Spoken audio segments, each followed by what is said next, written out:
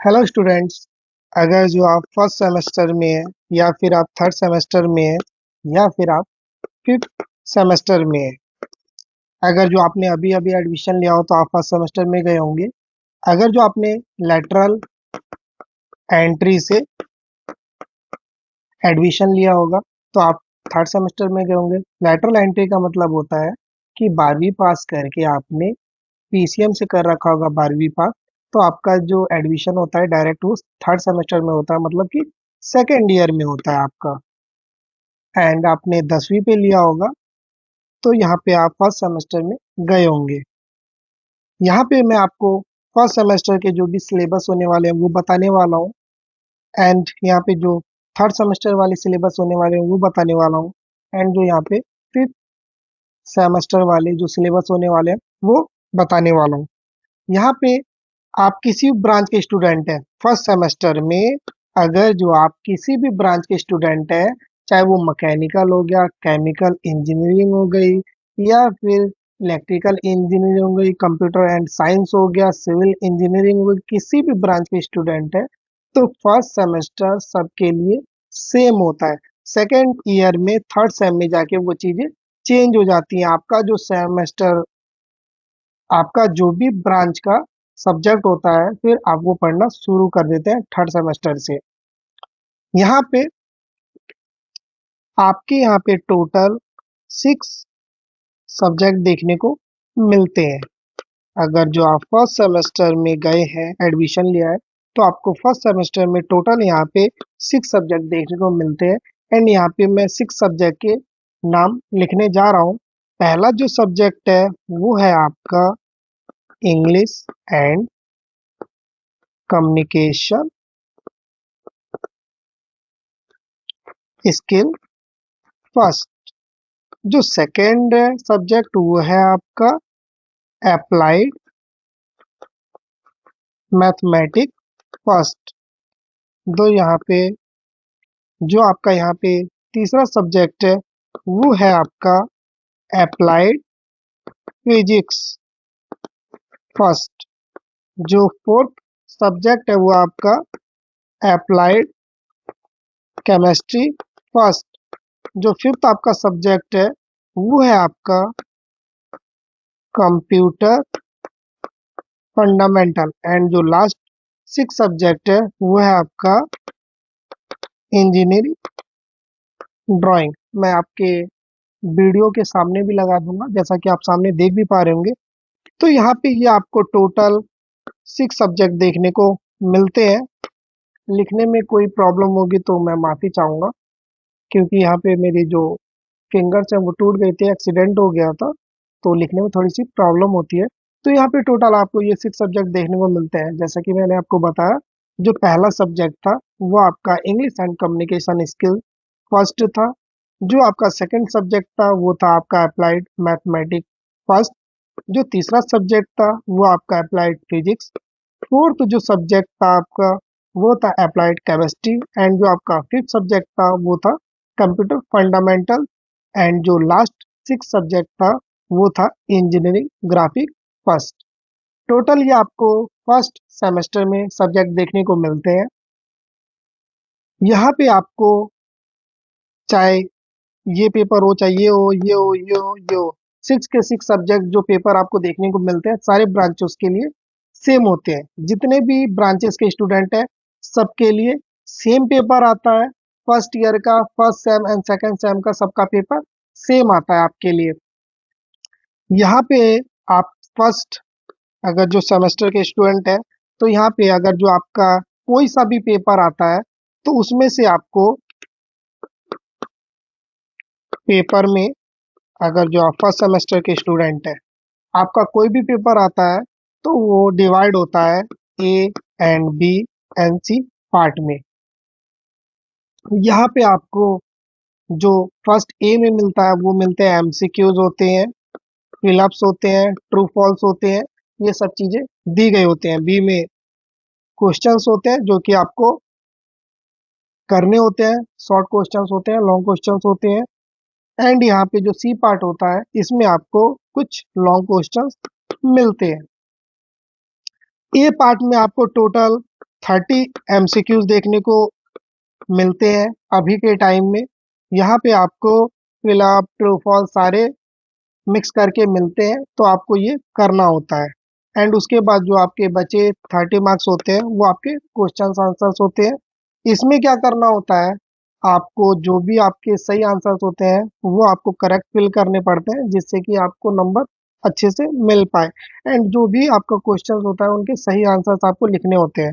यहाँ पे आप, चाहे आप फर्स्ट सेमेस्टर में, थर्ड सेमेस्टर में, या फिर आप फिफ्थ सेमेस्टर में, पेपर आप इंग्लिश में भी लिख सकते हैं, हिंदी में भी लिख सकते हैं, एंड इंग्लिश प्लस हिंदी भी लिख सकते हैं, दोनों को मिक्स करके इंग्लिश में भी लिख सकते हैं, हिंदी में भी लिख सकते हैं, इंग्लिश प्लस हिंदी भी मिक्स करके लिख सकते हैं पेपर में। कोई भी प्रॉब्लम आपको देखने को नहीं मिलती है, डिप्लोमा में सब चीज़ें अलाउड होती है। यहाँ पे आपका 60 मार्क्स का क्वेश्चन पेपर आता है, या फिर किसी ईयर कम ज़्यादा भी हो सकता है। तो अभी के टाइम में 60 मार्क्स का आ रहा है। इसमें से आपको कम से कम आपको यहाँ पे 15 से 20 मार्क्स चाहिए पास होने के लिए। तो ये ध्यान रखना है, कम से कम आपको 15 मार्क्स तो लाना ही लाना है पास होने के लिए। कहने का मतलब है यहाँ पे 25 से 30% आपको पासिंग मार्क्स चाहिए होता है। एक बार और सुन लेंगे आप ध्यान से, 25 से 30% पासिंग मार्क्स चाहिए होता है। तो कम से कम आपको 15 नंबर तो यहाँ पे लाना ही होगा।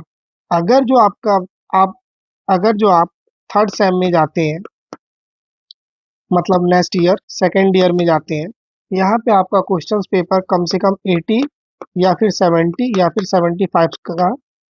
75 मार्क्स का देखने को मिलता है।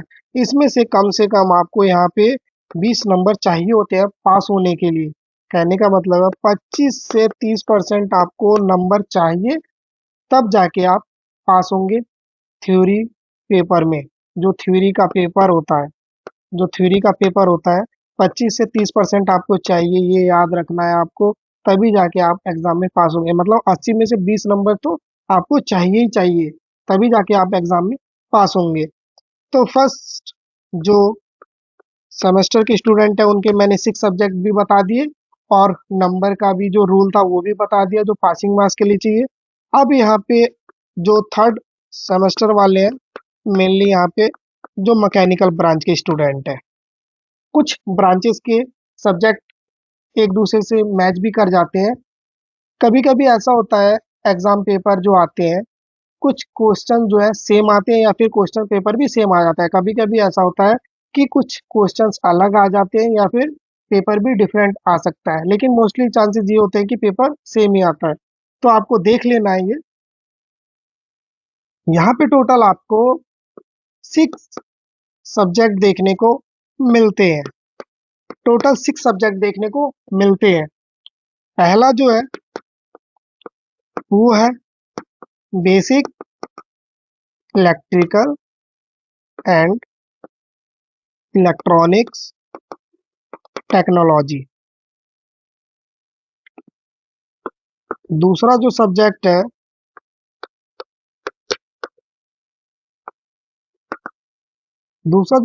है वो है आपका material science and metallurgy. Third जो सब्जेक्ट है वो है आपका मशीन ड्राइंग। जो फिफ्थ सब्जेक्ट है, सॉरी, जो फोर्थ सब्जेक्ट है वो है आपका थर्मोडायनेमिक्स। ये थोड़ा सा टफ सब्जेक्ट है, लेकिन प्रॉब्लम नहीं है कोई भी। मैं आपको इसके जो भी नोट्स होंगे बहुत आसान तरीके से बताने वाला हूँ। फिफ्थ जो सब्जेक्ट है वो है आपका वर्कशॉप टेक्नोलॉजी। एंड जो लास्ट 6 सब्जेक्ट है वो है आपका अप्लाइड मैकेनिक्स। इस सब्जेक्ट में मोस्टली स्टूडेंट्स की बैक आती है। अप्लाइड मैकेनिक्स में मोस्टली सब्जेक्ट में ये बच्चों की जो स्टूडेंट्स होते हैं उनके बैक ही आती है, तो याद रखना है। लेकिन मैं आपके लिए काफ़ी आसान तरीके से बताने वाला हूँ, जिससे कि आपको एग्जाम में कोई भी प्रॉब्लम नहीं आएगा। टोटल यहाँ पे 5 सब्जेक्ट देखने को मिलते हैं, जैसा कि मैंने आपको बताया था थर्ड सेमेस्टर में। पहला मैंने बताया था आपको basic electrical and electronic technology, दूसरा बताया था मटेरियल साइंस एंड मेटलर्जी, तीसरा बताया था मशीन ड्राइंग, फोर्थ बताया था थर्मोडायनेमिक, फिफ्थ बताया था वर्कशॉप टेक्नोलॉजी एंड जो लास्ट है वो है अप्लाइड मैकेनिक्स। तो ये आपको याद रखना है। होप आपको समझ में आया होगा। अब जो मैं बताने वाला हूँ वो बताने वाला हूँ फिफ्थ सेमेस्टर के लिए, जो कि थर्ड ईयर में होता है। यहाँ पे आपको टोटल मैकेनिकल ब्रांच के लिए बताने वाला हूँ, मैकेनिकल ब्रांच के लिए फिफ्थ सेम के लिए। और बाकी किसी और ब्रांच के स्टूडेंट है तो आप कमेंट कर दीजिएगा, मैं आपके लिए भी वीडियो बना दूंगा। यहाँ पे जो फिफ्थ सेम में मैकेनिकल ब्रांच के स्टूडेंट है उनके लिए देखने को मिलता है, यहाँ पे टोटल 5 सब्जेक्ट देखने को मिलते हैं। आप जैसे थर्ड ईयर में जाते हैं तो यहाँ पे फिफ्थ सेम में आपको टोटल 5 सब्जेक्ट देखने को मिलते हैं। 5 सब्जेक्ट जो कि आपका पहला है डोम, डायनेमिक ऑफ मशीन, बहुत ज़्यादा टफ सब्जेक्ट है। डा- बहुत ज़्यादा टफ सब्जेक्ट है डायनेमिक ऑफ मशीन। बहुत ज़्यादा मोस्टली बैक्स आती हैं और काफ़ी टफ भी आता है। कभी कभी न्यूमेरिकल आते हैं, कभी कभी थ्योरी आती है, कभी कभी मिक्स भी आ जाता है। मोस्टली टाइम अभी थोड़ा पेपर आसान कर दिया है ताकि जो भी स्टूडेंट है वो पास हो जाए। सेकंड जो सब्जेक्ट है वो है मशीन डिज़ाइन। मशीन डिज़ाइन ये भी टफ सब्जेक्ट है, तो बहुत ज़्यादा ध्यान से पढ़ना है इसमें भी। जो थर्ड है वो है सीएनसी, मशीन एंड ऑटोमेशन। जो सीएनसी है, computer numerical control machine and automation, ये भी इम्पोर्टेंट सब्जेक्ट है, थ्योरेटिकल सब्जेक्ट है, तो ये भी पढ़ना है काफ़ी। जो फोर्थ है वो है आपका मेंटेनेंस इंजीनियरिंग। मेंटेनेंस इंजीनियरिंग इसमें जो मेंटेनेंस की चीज़ें होती है, मेनली रख रखाव, वो सब चीज़ें क्वेश्चंस इसमें पूछे जाते हैं। एंड जो आपका लास्ट सब्जेक्ट है वो है प्रोडक्शन टेक्नोलॉजी।